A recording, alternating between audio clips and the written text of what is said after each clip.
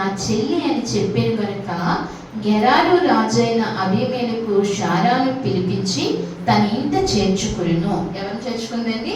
తన ఇంట చేర్చుకును. అయినను రాత్రి వేళ దేవుడు స్వప్నమందు, ఎప్పుడండి? రాత్రి వేళ దేవుడు స్వప్నమందు అబీమెలెకు యొద్దకు వచ్చి, నీవు నీ ఇంట చేర్చుకున్న స్త్రీ ఒక పురుషునికి భార్య కనుక ఆమె నిమిత్తం నువ్వు చచ్చిన వాడు అవునని చెప్పిను. అయితే అబీమెలెకు ఆమెతో పోలేదు కనుక అతడు, ప్రభు ఇట్టి నీతి గల జనంను హతము చేసేదవా? ఈమె నా చెల్లని అతడు నాతో చెప్పలేదా? మరియు ఆమె కూడా అతడు నా అన్నని చెప్పాను. శారా కూడా ఏం చెప్పిందండి? అబ్రహాము నాన్న. వాస్తవానికి వీరు అన్నా చెల్లెళ్ళే. ఎవరండి? అబ్రహాము శారా వాస్తవానికి అన్నా చెల్లెలు. అయితే మరి ఆ దినాల్లో అలా దేవుడు అలా కల్పిస్తాడు, అలా చేసుకునేవాడు. అయితే అందుకని ఆ వరుస ప్రకారంగా ఏం చెప్పారండి వీళ్ళు? నా చెల్లె అని చెప్పింది, నా చెల్లె, నా అన్నే అని చెప్పింది శారా. అబ్రహాము కూడా నా చెల్లె అని చెప్పాడు అబ్రహాము. ఆ విషయము అబీమెలెకు ఎలా తెలిసిందండి? స్వప్నమందు దేవునికి తెలిసింది కాబట్టి అప్పుడు అంటాడు, అబీమెలెకు అంటాడు, ఈమె నా చెల్లిని అతడు నాతో చెప్పలేదు, మరియు ఆమె కూడా అతడు నా అన్న, నేను చేతులతో ఏ దోషము చేయక యథార్థ హృదయముతో ఈ పని చేస్తుందని నేను. అందుకు అబీమెలెకు అంటాడు, నేను ఏ దోషము చేయలేదు, ఆమె చెల్లి అన్నాడు కాబట్టి నేను యథార్థ హృదయంతోనే నేను ఈ పని చేశానని దేవుని చెప్తూ అంటున్నాడు. అతడు, దేవుడు, అవును యథార్థ హృదయంతో దీన్ని చేసేదివి నేను ఎరుగుతును, మరియు నీవు నాకు విరోధంగా పాపము చేయకుండా నేను నీకు అడ్డగించదని, అందుకే నేను నిన్ను ఆమెను ముట్టనియొద్దని, కాబట్టి ఆ మనుషుని భార్యను తిరిగి అతనికి అప్పగించమని అతడు ప్రవక్త, అతడు నీ కొరకు ప్రార్థన చేయను, నువ్వు బ్రతికెదవు. ఎవరండి? అబ్రహాము. ఎవరు? అబ్రహాము ప్రవక్త. అబ్రహాం ఎవరండి? ప్రవక్త. ప్రవక్త అని ఎవరిని అంటాము? ప్రవక్త అని ఎవరిని అంటాము? ప్రవక్త అని ఎవరిని అంటాము?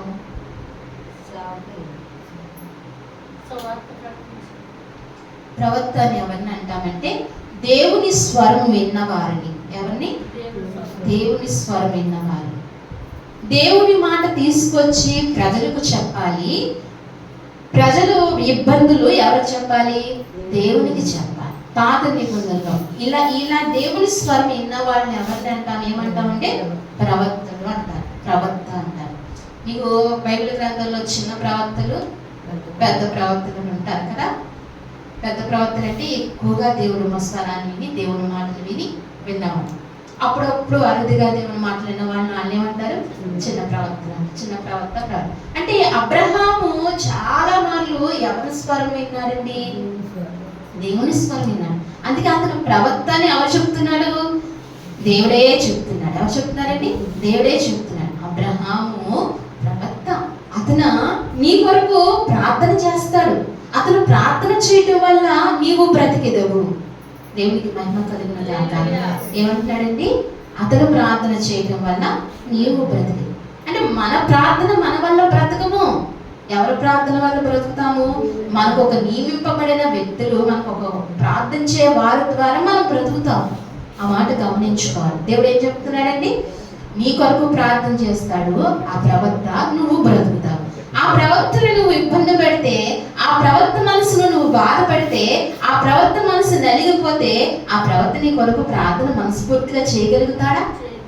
చేయగలుగుతాడా? బాధ్యత ఇచ్చాడు కాబట్టి చేస్తాడు. మనసు పెట్టి చేయగలుగుతాడా?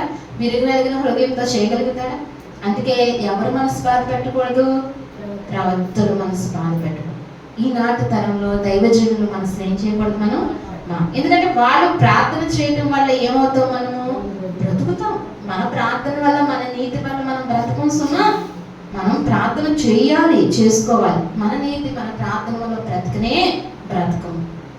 అందుకే ఒక రాజు అంటాడు, మాకు యాజకుడు లేడు, మాకు యాజకుడు కావాలని కోరుకుంటాడు. రాజుల గ్రంథంలో ఉంటుంది, మాకు ఒక రాజు యాజకుడు లేడు, మాకు యాజకుడు కావాలి. ఎందుకు? ఆ ప్రార్థనాపరుడే, వాళ్ళు ఇశ్రాయేలు ప్రార్థన చేస్తారు, అయినా ఏం కోరుకుంటున్నాడు?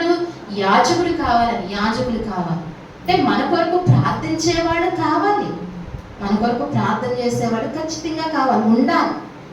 వారి ప్రార్థన వల్లే మనం ఏమవుతామండి, వారికి వాళ్ళు పై ఉన్న వారి కొరకు ప్రార్థన చేయాలి, వారు బ్రతుకుతారు. ఇది నియమం.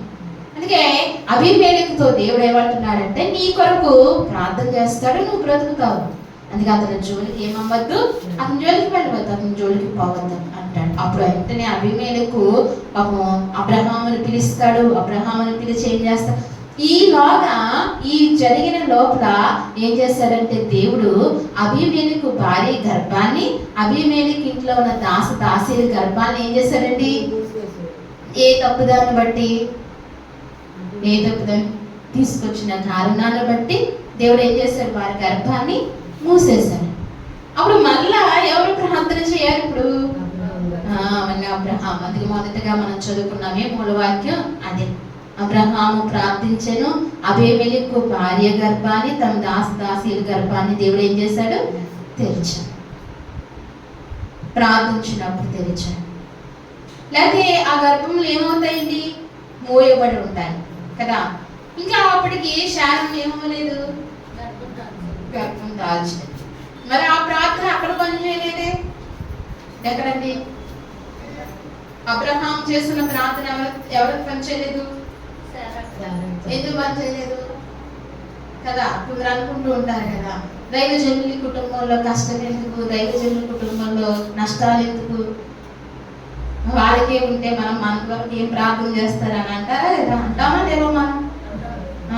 మరి ఇక్కడ ఫలించిందా, అబ్రహాము భార్య ఫలించింది అబ్రహాం ప్రార్థన, ఎవరికి ఫలించింది అబ్రహాము ప్రార్థన, అబీమెలెకు కుటుంబానికి పనిచేసింది.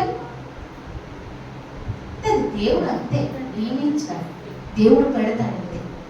అలాగా కొన్ని నియమాలు అడ్డులు ఆటంకాలు పెట్టకపోతే మనిషి ఏమవుతాడండి, అసలు మనిషిలో ఉన్నాడు కదా. అందుకే మనకు నియమింపబడిన దాసులు మనకు ప్రార్థన చేయాలి. వాళ్ళకు ఉంటాయి, వారికి అబ్రహాముకి గర్భము, అబ్రహాముకి ఏమైనా పిల్లలు ఉన్నారా చెప్పండి, శారము గర్భం మూయబడలేదా, గర్భవతిగా ఉందా. మరి వీళ్ళు ప్రార్థన చేస్తే వాళ్ళ గర్భాలు తెరవడం ఏంటండి అసలు. మరి దేవుని వాక్యం ఆలోచించవలసిన వాక్యం కదా ఇది. దేవుడు అబ్రహాముని ప్రార్థన చేయమన్నాడు, అబ్రహాము ప్రార్థన దేవుడు అంగీకరిస్తాడు. అయితే తన ఇంటికి కూడా వారసునిస్తాడు తగిన కాలంలో, దేవుని చిత్త ప్రకారంలో. ఇలాగా ఏం జరగాలో అవి జరుగుతూ ఉంటాయి, అవన్నీ జరుగుతూ ఉంటాయి. దేవుని సేవకులకి కష్టాలు ఉండకుండా ఉండవు. ఏ సేవకునైనా మీరు దర్శించండి, అంటే సేవకుని దగ్గరగా చూసినప్పుడు వాళ్ళని అడిగినప్పుడు మనకు తెలుస్తూ ఉంటాయి. మనం ఏం చేస్తాం, వాళ్ళు చెప్పే వాళ్ళు ప్రతి సేవకుడికి ఏ బాధలు ఏ కష్టమో లేదనుకుంటూ ఉంటాం కదా. సతీష్ కుమార్ గారికి ఏ కష్టమో లేదండి,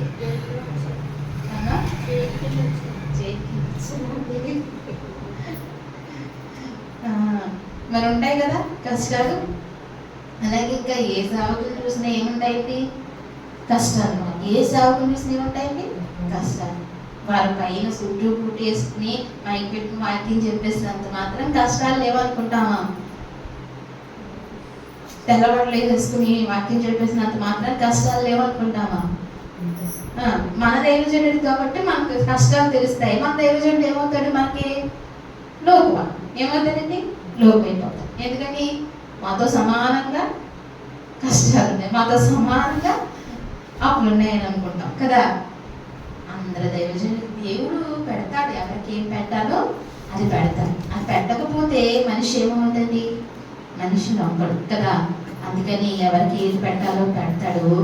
ఎవరి కొరకు ప్రార్థన చేయాలో ఆ ప్రార్థన దేవుడు అంగీకరిస్తాడు. వాళ్ళు ప్రార్థన ద్వారా దేవుడు కార్యం చేస్తాడు, లేకపోతే చేయడు. ఇప్పుడు అబ్రహాము చేయకపోతే దేవుడు చేయకూడదు. అబీమెలెకుకి ఎందుకు చేయకూడదు, చేయలేదు. అబ్రహాము ప్రార్థన చేసే వరకు దేవుడు ఏం చేయలేదు, దేవుడు అక్కడ కార్యం చేయలేదు. అబ్రహాము ప్రార్థన చేసాకే దేవుడు ఆ కుటుంబానికి ఏం చేశాడండి, కార్యం చేశాడు. అంతే, కొన్ని కుటుంబాలకి కొన్ని సేవకులు ప్రార్థన చేయాలి, అంతే దేవుడు నియమిస్తాడు, అంతే కదా. తల్లిదండ్రులను ఎవరికి ఇస్తారు, బిడ్డలు ఇస్తారు కదా. వాళ్ళు ఏం చేయాలి, వాళ్ళే పోషించాలి. ఎవరు పోషించాలి, నేను దేవుడు నన్ను కన్న పిల్లలను పోషించిన వేరే పిల్లలను పోషిస్తానంటే కుదురుతుంది. మా పిల్లోడు నల్లగా ఉన్నాడు బాగాలేదు, ఎర్ర పిల్లోడిని పోషిస్తానంటే కుదురుతుందా చెప్పండి? అది ఏమనుకుంటారు? సరే అసలు అది బాగుంటుందా చెప్పండి? అది న్యాయమా చెప్పండి? రుదమ్మ గారి పిల్లల్ని మీరు మీ పిల్లల్ని ఆమె పెంచితే ఎలా ఉంటుంది? పెంచుకోవాలి కదా, అది న్యాయం, అంతే కదా. దేవుడు ఏం చేస్తాడు? ఎవరికి తల్లిదండ్రులకి ఆ బిడ్డల్ని ఇచ్చారు, వాళ్ళని మనం సంరక్షించాలి, పోషించాలి. వాళ్ళు ఎదిగిపోయిన తర్వాత ఎవరిని పోషించాలి? మరి బిడ్డలు ఎదిగిపోయిన తర్వాత నేను మా అమ్మ నచ్చలేదు, మా అమ్మని పోషించను, ఇంకొక అమ్మని నచ్చింది, ఇంకొక అమ్మని పోషించాలంటే కుదురుతా? అది దేవుడు హర్షిస్తాడా? దేవుడు దీవిస్తాడా? ఎవరిని పోషించాలి? నీకన్నా నీ తల్లిని నువ్వు పోషించాలి, నీకన్నా తల్లిని నువ్వు సంరక్షించాలి.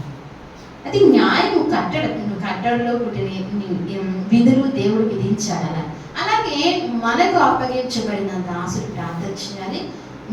వాళ్ళు మన కొరకు బిడ్డల దాసుడి కొరకు ప్రార్థన చేయాలి. ఇలా ప్రార్థన చేసుకుంటూ వెళ్తే దేవుడు ఏం చేస్తాడండి?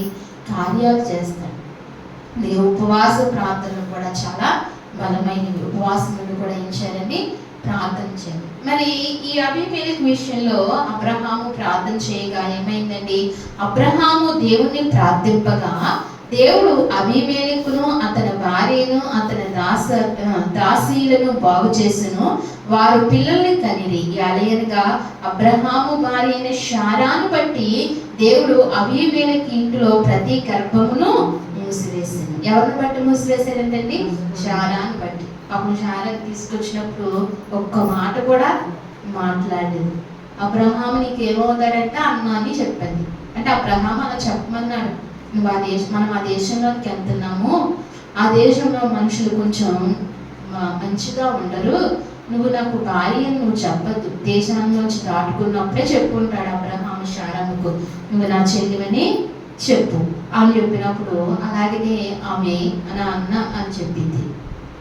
మారు మాట్లాడ ఏమి చేయదు. శారమ్మ మనసులో ప్రార్థన చేసుకుంటూ ఉందేమో, హృదయంలో ప్రార్థన చేసుకుంటేమో. శారమ్మ వెళ్ళిపోయిన కాడి నుంచి అబ్రహాము కూడా ప్రార్థన చేస్తున్నాడు. అందుకే దేవుడు కరుణించి కటాక్షించి అబ్రహాముని మళ్ళా శారాను అబ్రహాముకు అప్పగించాడు. అప్పగించిన తర్వాత మళ్ళా కుటుంబం కొరకు ఏం చేశాడండి? ప్రార్థన చేశాడు. ఇలాగా చూసుకుంటే దేవుడు ఈ ప్రార్థన ఆలకించే దేవుడు. ఎవరండి? ప్రార్థన ఆలకించే దేవుడు. మన ప్రార్థన కూడా దేవుడు ఏం చేస్తాడు? ఆలకిస్తాడు. విశ్వాసంతో ప్రార్థన చేయాలి. ఎప్పుడు ప్రార్థన చేసినా ఏదో ప్రార్థన అలవాటుగా అనువలంగా ప్రార్థన చేయకూడదు. ఎలా చేయాలండి ప్రార్థన? విశ్వాసంతో చేయాలి. ప్రార్థన ప్రభువా నిన్ను మేము అడుగుచున్నాము, ఈ కార్యము చేయయ్యా అని చేయాలి. ప్రార్థన మీద భారము, ప్రార్థన మీద మనసు ఎప్పుడు వెళ్తుందండి? ఎప్పుడు వెళ్తుంది? మనకు అవసరం ఉన్నప్పుడు, మనకు అత్యవసరం ఉన్నప్పుడు, ఇంక ఎటు దారులు లేనప్పుడు, ఇంకా పరిస్థితులు ఎటు తీరనప్పుడు అప్పుడు వెళ్తుంది కదా. కొంతమంది అయితే అప్పుడు కూడా వెళ్తుంది. అప్పుడు ప్రార్థన చేయమంటే ఏమంటారు? మనసు బాగాలేదు, మనసు పాడైపోయింది, ఏం చేస్తాం ప్రార్థన అని అంటాం కదా. కానీ ప్రార్థన ఎట్టి పరిస్థితుల్లో అయినా ప్రార్థన ఏం చేస్తుందండి? మారుస్తుంది. మనకు తెలుసు ప్రార్థన పరిస్థితులు మారుస్తుందని మనకు తెలుసు, ప్రార్థన సమస్యలు తీరుస్తుందని మనకు తెలుసు. అయినా ఏం చేయము? మనము ఏదైనా చేస్తాం కానీ ఏం చేయమండి? ప్రార్థన చేయడానికి వాడు ఇష్టపడడు. ఎవరండి? మనకు ఒకడు ఉన్నాడు కదా, వాడు ఇష్టపడు. మన మనసుని ఏం చేస్తాడు? వాడికి తెలుసు, మనకంటే ఎక్కువ వాడికి తెలుసు.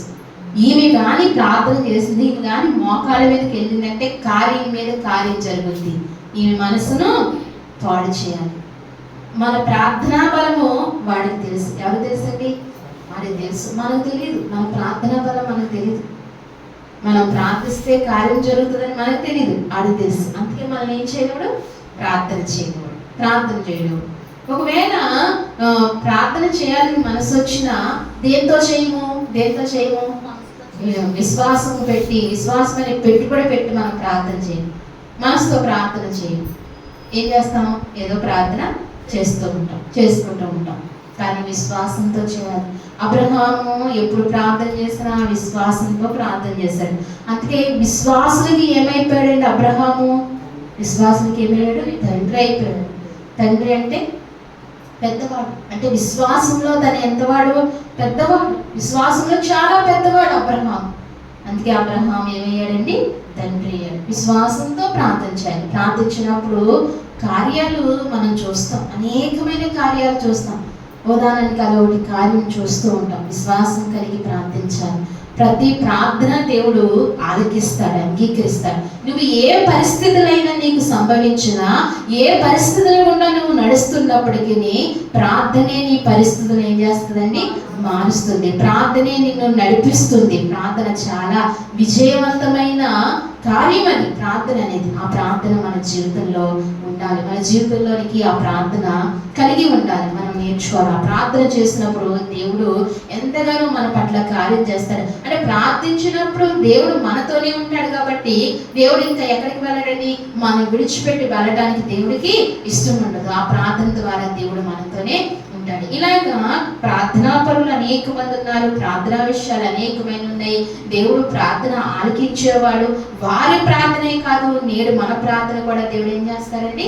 ఆలకిస్తారు. దేవుడు మన ప్రార్థన కూడా వింటాడు. దేవుడికి మనం అంటే చాలా ఇష్టము. దేవునికి మహిమ కలుగును గాక. దేవునికి మనం అంటే ఇష్టమా కాదా? ఎంత ఇష్టం అండి? చాలా ఇష్టం, చాలా ఇష్టం అంటున్నాం. ప్రాణము పెట్టే అంత ఇష్టం. ఎంత ఇష్టము? ప్రాణము పెట్టే అంత ఇష్టం. ప్రాణము పెట్టాడు. ఆనాడు ప్రవక్తలకు అప్పటికి ఇంకా ప్రాణము పెట్టలేదు. ఇప్పుడు మనకి ఏం పెట్టాడండి? ఆయన ప్రాణం పెట్టాడు. అంత ఇష్టం. ఆయనకంటే ఎక్కువ మనం ఇష్టపడతాడు. కానీ మనం ఏం చేయాలండి? ప్రార్థన చేయాలి. ప్రార్థన చేసి మనం పొందుకోవాలి. మన కుటుంబాల్లో ఎన్నో అవసరతలు కదా, ఆడవాళ్ళకి ఎన్నో ఎదుర్కొంటూ ఉంటాం, ఎన్నో అవసరతలు కలిగి ఉంటాం, ఎన్నో ఇబ్బందులు కలిగి ఉంటాం. అన్నీ తీర్చబడాలంటే కేవలం ఒకటే, ఏంటంటే అది విశ్వాస సహితమైన ప్రార్థన ఏం చేస్తుందండి? ఏం చేస్తుంది? మారుస్తుంది. అంటారు కదా, విశ్వాస సహితమైన ప్రార్థన రోగిని స్వస్థపరుస్తుంది. విశ్వాస సహితమైన ప్రార్థన సమస్యలను తీరుస్తుంది. విశ్వాస సహితమైన ప్రార్థన పరిస్థితులను మారుస్తుంది. అందుకే ఆ విశ్వాస సహితమైన ప్రార్థన మనం కలిగి ఉన్నప్పుడు దేవుడు మనకు మహోన్నతమైన కృప చూపించి మనల్ని కనికరించి దేవుడు చాలా మనల్ని నడిపిస్తాడు. చాలా దేవుడు మనల్ని ఆదరిస్తాడు. ఈ చిన్న మాట మీ హృదయంలో అర్థమైందని, మీ హృదయంలోనికి వెక్కిందని నేను నమ్ముచున్నాను. ఏం చేయాలి? మనం ప్రార్థించాలండి. విశ్వాసంతో ప్రార్థించాలి కదా. ఎవరు ప్రార్థించారు? మనం చూసిన వాక్యంలో ఎవరు ప్రార్థించారు? అబ్రహాం. ఎవరి కొరకు ప్రార్థించాడు అబ్రహాము? అబీమెలెకు రాజు కొరకు ప్రార్థించాడు. అలాగే మనము మన కొరకు, మన కుటుంబాల కొరకు, మన బిడ్డల కొరకు, అనేక మంది కొరకు మనం ప్రార్థించినప్పుడు దేవుడు ఏం చేస్తాడు? ఆలకిస్తాడు. శుక్రవారం ఉపవాస కూడిక అనేది చాలా బలమైనది. ఎందుకంటే ఎక్కువ ప్రార్థనలో మనం ఉండొచ్చు, ప్రార్థనలు చేయొచ్చు కదా. ప్రార్థన ఎక్కువ ఎప్పుడు చేయొచ్చు? ఉపవాస ప్రార్థనలకే ప్రార్థన ఎక్కువ చేయాలి. ఉపవాస ప్రార్థనలు పెట్టిన ఎక్కువ ప్రార్థన జరగాలి. ఎందుకంటే దేవుడు మన మనవి వింటాడు, మన మనవి ఆలకిస్తాడు. మనం ఏం చేస్తాం? ఉపవాసం ఉన్నప్పుడు ఏం చేస్తామంటే దేవునితో మన మనసు ఏం చేసుకుంటామండి? సంబంధం కలిగి ఉంటుంది. ఆయన ఉపవాసం ఉన్నాం కదా, దేవునితో ఉండాలని భయంతో మన మనసు ఎక్కడికి వెళ్తుంది? ఆయన దగ్గరికి వెళ్తుంది. అప్పుడు దేవుడు వెంటనే మనసు ఎక్కడ ఉంటుందో దేవుడు అక్కడ కార్యం చేస్తాడు. మన మనసు ఆయన దగ్గరికి వెళ్తుంది కాబట్టి ఆయన వచ్చి వెంటనే మన ప్రార్థన ఆలకించి అంగీకరిస్తాడు. అందుకే శుక్రవారం ఉపవాస కొడుకుల్లో, లేదా కొన్ని సంఘాలు శనివారం ఉపవాస కొడుకులు ఉంటాయి. ఆ ఉపవాస కొడుకులో సంఘం అంతా ఏకీపించి బలంగా ఏం చేయాలండి? ప్రార్థించాలి. ఏదో ఆదివారం క్రైస్తవుల్లాగా ఏం చేస్తారండి? ఆదివారమే వస్తారు, వచ్చి ఆదివారం వచ్చి ఏం చేస్తారు? వచ్చి 2 మాటలు విని వెళ్ళిపోతారు. ప్రయోజనం అవుతుందా? ఆత్మ బాగుపడుతుందా? ఆత్మకు క్షమాభివృద్ధి కలుగుతుందా? ఏం చేయాలండి? ఉపవాస ప్రార్థన కొడుకులకు రావాలి. వచ్చి పురుగొలుపుకొని ప్రార్థించి ఇతరుల వరకు ప్రార్థించాలి. మనం ప్రార్థించుకోవాలి. అనేక కార్యాలు దేవుని సన్నిధి దగ్గర నుంచి మనం పొందుకోవాలి. దేవుడు మనకు అనేకమైన కార్యాలు చేసి ఆయన మనం నడిపిస్తాడు. ఈ మాటలు మన హృదయాల్లో దేవుడు దీవించి ఆశీర్వదించును గాక. ఆమేన్. ప్రార్థన చేసుకుందామండి. మోకరిస్తే ప్రార్థన చేసుకుందాం.